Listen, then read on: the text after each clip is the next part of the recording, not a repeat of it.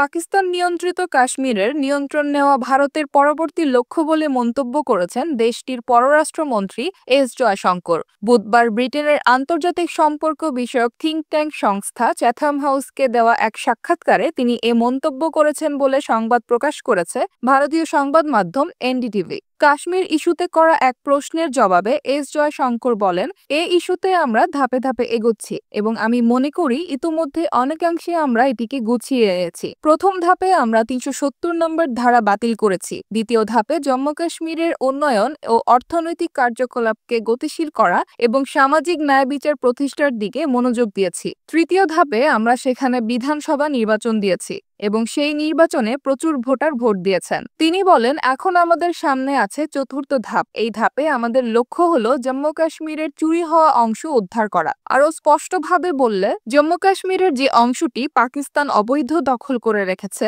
সেটিকে ভারতের মানচিত্রভুক্ত করা। আমি আপনাকে গ্যারান্টি দিয়ে বলছি, যদি এই লক্ষ্য আমরা সফলভাবে অর্জন করতে পারি সেই ক্ষেত্রে কাশ্মীর ইস্যু নামে আর কোনো সংকট থাকবে না।